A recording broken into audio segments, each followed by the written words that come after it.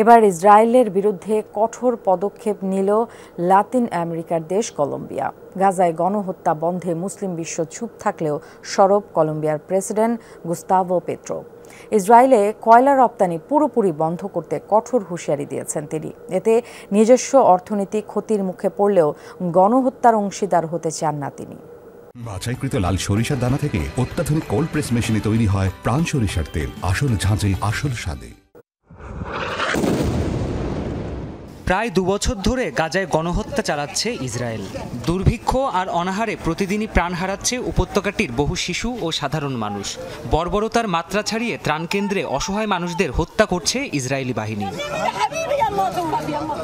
নির্মম এই অত্যাচার আর গণহত্যার পরেও পশ্চিমাদের খুশি রাখতে নীরব ভূমিকায় দেখা যাচ্ছে মুসলিম বিশ্বের দেশগুলোকে।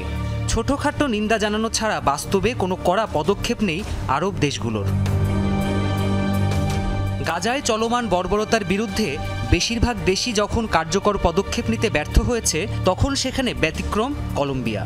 ইসরায়েলের বিরুদ্ধে কড়া পদক্ষেপ নিয়েছে দক্ষিণ আমেরিকার দেশটি। গণহত্যাকারী দেশ আখ্যা দিয়ে ইসরায়েলে কয়লা রপ্তানি বন্ধ করেন দেশটির প্রেসিডেন্ট গুস্তাভো পেট্রো। ইসরায়েলে 1 টন কয়লা পাঠানো হবে না। আমি কলম্বিয়ার সকল নিরাপত্তা বাহিনীর প্রধানকে সাবধান করছি এই ইস্যুতে। মনে রাখবেন, এটা আমার নির্দেশ।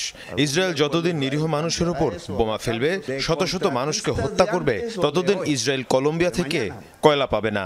আমরা গণহত্যার অংশীদার হতে চাই না। প্রায় 1 বছর আগে ইসরায়েলে কয়লা রপ্তানি বন্ধে সরকারি নির্দেশ জারি করে পেট্রো সরকার। তবে এ নির্দেশ অমান্য করে অবৈধভাবে কয়লা রপ্তানি চালু রেখেছে তার প্রশাসনের বেশ কিছু কর্মকর্তা। তাদের বিরুদ্ধে ব্যবস্থা নেয়ারও হুঁশিয়ারি দেন এই নেতা। প্রেসিডেন্টের এই সিদ্ধান্তের ফলে নাখোশ লাতিন আমেরিকার বড় বড় সব বহুজাতিক কয়লা কোম্পানি। ব্যাপক ক্ষতির সম্মুখীন হচ্ছে দেশটির কয়লা খাত। কলম্বিয়ার অন্যতম গুরুত্বপূর্ণ এ রপ্তানি পণ্যটি ক্ষতির মুখে পড়লেও ইসরায়েলের বিরুদ্ধে অর্থনৈতিক নিষেধাজ্ঞা জারি করেছে দেশটি। ইসরায়েলের কয়লা চাহিদার প্রায় 60% পূরণ হয় কলম্বিয়া থেকে কয়লা আমদানির মাধ্যমে।